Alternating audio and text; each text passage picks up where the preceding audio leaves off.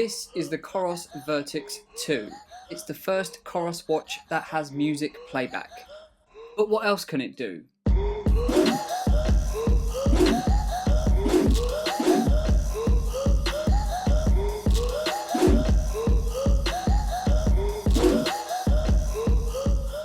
Originally released in August of 2021, I've finally been able to get my hands on one.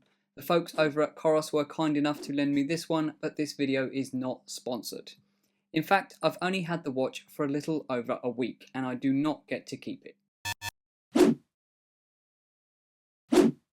The VERTIX 2 has an all-new processor. COROS say this will make it up to 20% faster than the previous VERTIX. It is the most expensive and fully featured watch that COROS currently make. The VERTIX 2 is bigger than the previous model, like a lot bigger, and this time round it's got an all new bezel design. Gone are the text indentations for the light button as well as the back/lap button. These are replaced by more minimal circle indicators. There's also some new indentations on the bezel as well as adjusted screw positions. Overall, I think the VERTIX 2 looks great, but to be honest, I like the original VERTIX as well, so the VERTIX 2 comes in two colours. This is the orange one, or lava. There's also an obsidian colour, which is a kind of sandy grey kind of colour.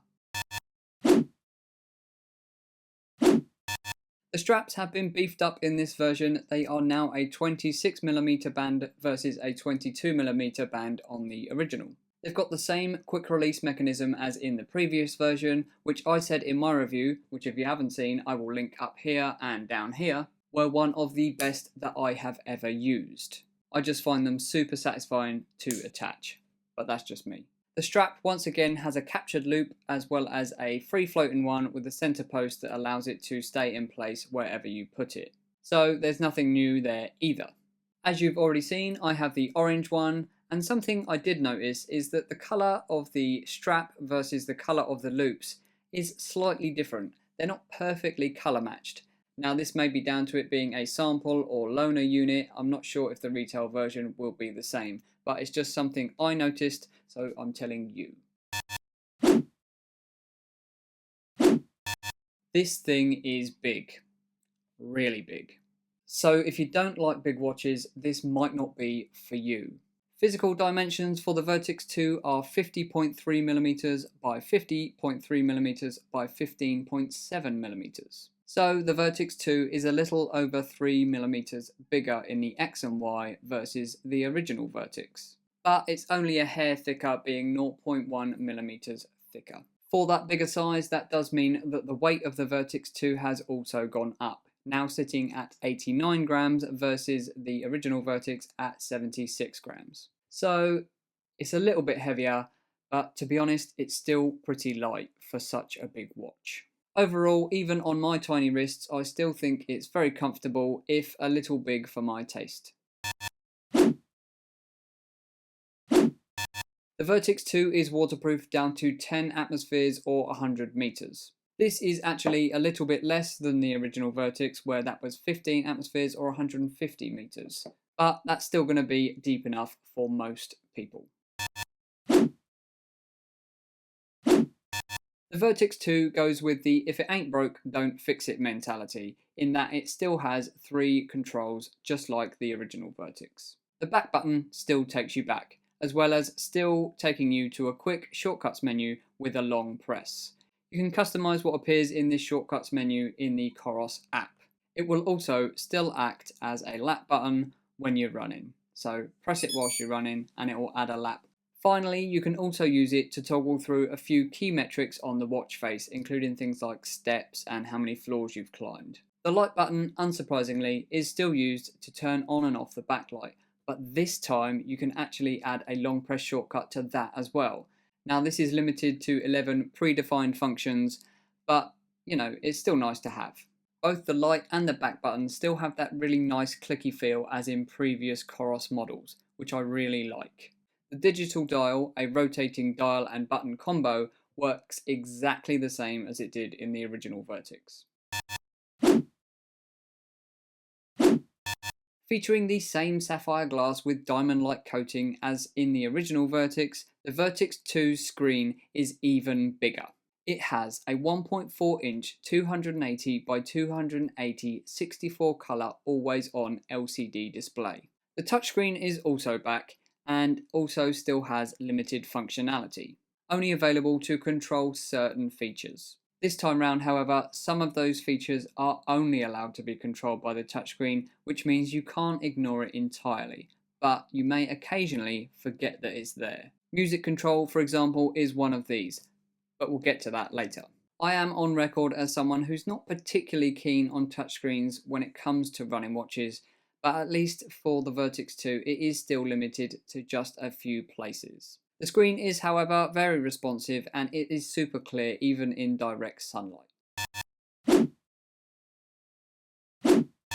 With every COROS watch I have tested, I've been blown away by the battery life, and the Vertix 2 is no exception. The battery life on this thing is insane. With a battery life of around 60 days of everyday use, I've yet to need to reach for the charger, other than to transfer music onto it, but again, we'll get to that later. Even in that brief period where I had plugged the watch in, it charged extremely quickly. A full charge, COROS says, takes a little under 2 hours. In my testing, a 15-minute charge gave me 16% of battery life. So doing the math, a sub 2 hour charge time sounds pretty accurate. I've been wearing the Vertix 2 constantly for about 5 days now, and in that time I've only seen about 10% battery loss.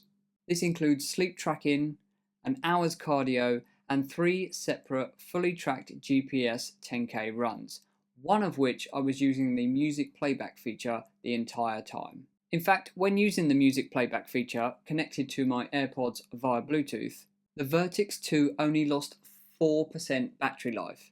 Now compare this to my Music 245 on the same run, which lost 7%, and that wasn't even using the music feature. GPS with all systems on gives you up to 90 hours of battery life. Standard GPS will give you up to 140 hours, and you get up to 240 hours if you're using the Ultra Max mode. Pretty impressive. The charging cable for the Vertix 2 remains largely unchanged, and again, you're not going to need it very often. The Vertix 2 is the first and currently only COROS watch to offer music playback, but it's got some limitations. Firstly, it only works with offline music that you have downloaded to your machine. This means that you can't use something like Spotify regardless of whether or not you have a premium account. You can't use Apple Music, you can't use Amazon Music. In fact, there is no streaming service that will work with the COROS watch at present.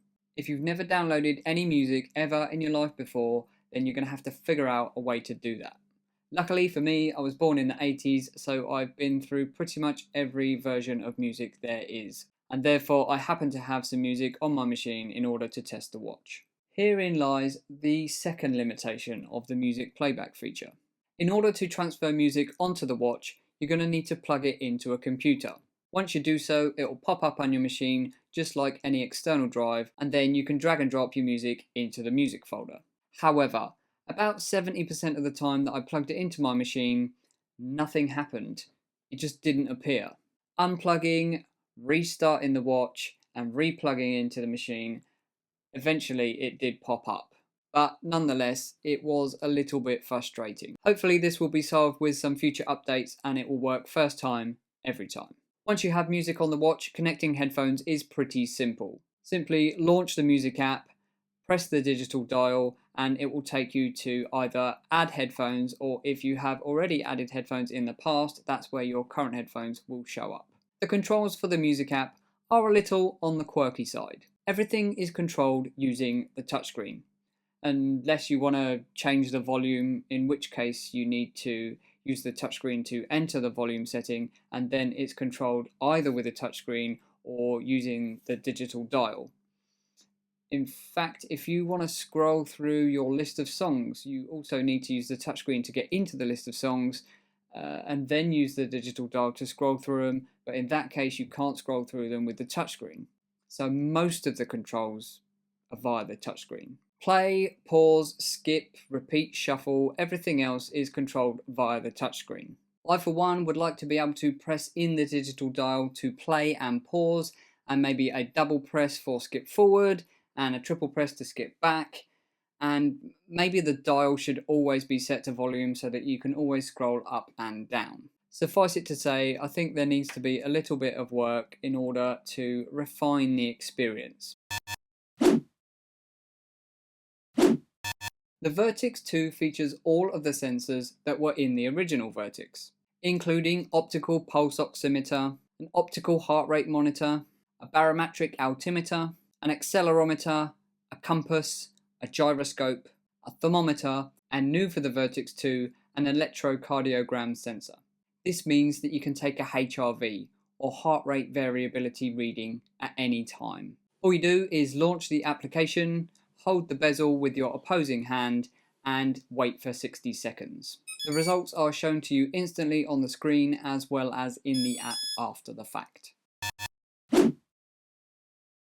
The Vertix 2 has Bluetooth as in previous models and this time adds Wi-Fi, but curiously it removes Ant+, so if you use an accessory that is Ant+ and you feel that you need to keep it, then the Vertix 2 is probably not for you. The Vertix 2 is able to control cameras from both GoPro and Insta360. They will need to be relatively new though. My GoPro Hero Silver 4 is just not quite new enough anymore, and it won't accept the Insta360 Go 2 either, which is a bit of a shame because that is a current model.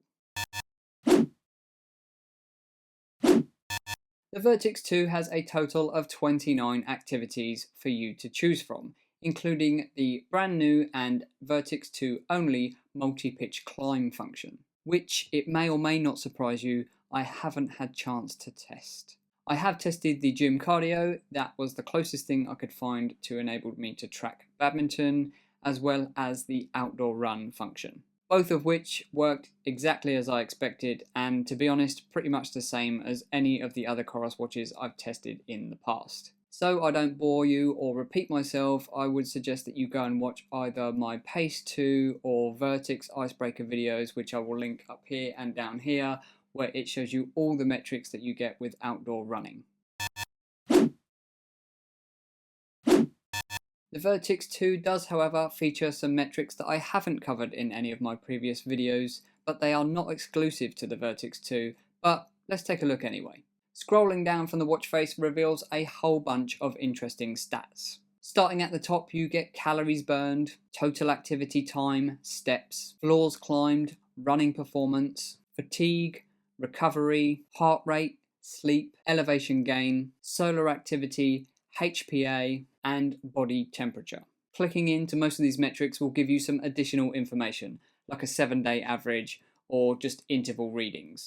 Looking closer at a few in particular, however, starting with running performance, here you will get a percentage figure and a rating, as well as a race predictor. Here it's going to give you a overall time prediction as well as a pace prediction for each of the race lengths. Now, I should point out I don't think they're particularly accurate. They are, of course, at the minute only based on just a few runs that I have done, but they are wildly optimistic for the pace that I know that I can do. So just bear that in mind. I'm assuming they would get better over time. Next up, fatigue. Here you get an overall figure alongside your base fitness and load impact. Scroll down a little bit more and you get a 7-day average. Scroll down one more and you get a 4-week intensity distribution.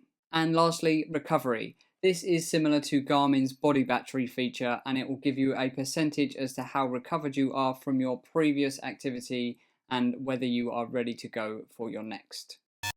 The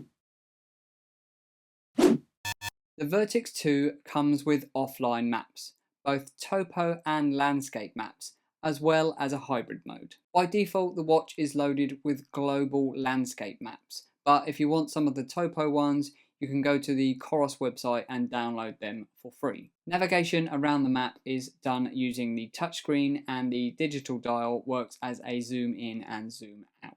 There's no turn-by-turn navigation, however.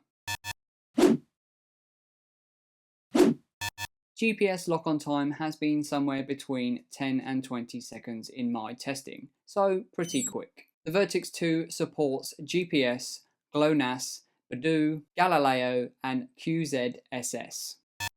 The Vertix 2 is now the most accurate GPS watch that COROS make, as it features all 5 of the different satellite systems that I just listed.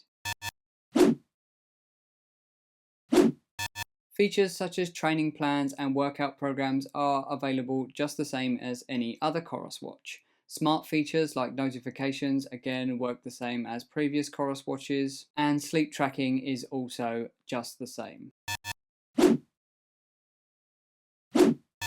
There are still no payment options on the Vertix 2, so if payment options are something that you really want on your running watch, then this is still not going to be for you. You will need to take alternative funds if you like to run and shop.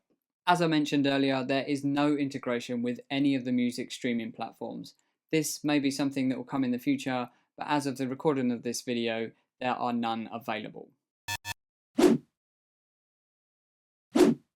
The COROS VERTIX 2 is a great running watch, but if that's all you're going to use it for, then I feel like this is probably a little bit overkill for most people. If you're into mountaineering or winter sports, then this might be an option for you. But keep in mind that the original Vertix now starts at just £450, at least at the time of making this video. This is in comparison to the price of the Vertix 2, which starts at £600. The original Vertix has almost all of the same activities as the Vertix 2 and many of the same features. So just make sure that you need everything that the Vertix 2 has to offer over the Vertix, otherwise you might be able to save yourself a few quid. If money is no object and you want the absolute best that COROS has to offer, then the Vertix 2 is a very good watch, aside from a couple of bits that have got slightly worse. The addition of music playback is a welcome addition and one that I have really been looking forward to. But I can't help but wish that it was compatible with music streaming services, and as I said earlier, it could do with a little bit of refinement. Fingers crossed it will also make its way down to some of the cheaper models. I think a COROS Pace 3 with music would be a really compelling watch. I don't really have anything too negative to say about the Vertix 2 overall, but then that's true of all of the COROS watches I've used. So I think it comes down to what features do you need and what's your budget. Let me know your thoughts down in the comments below. Are you thinking of picking up a Vertix 2? Thank you for watching, and I'll catch you in the next one.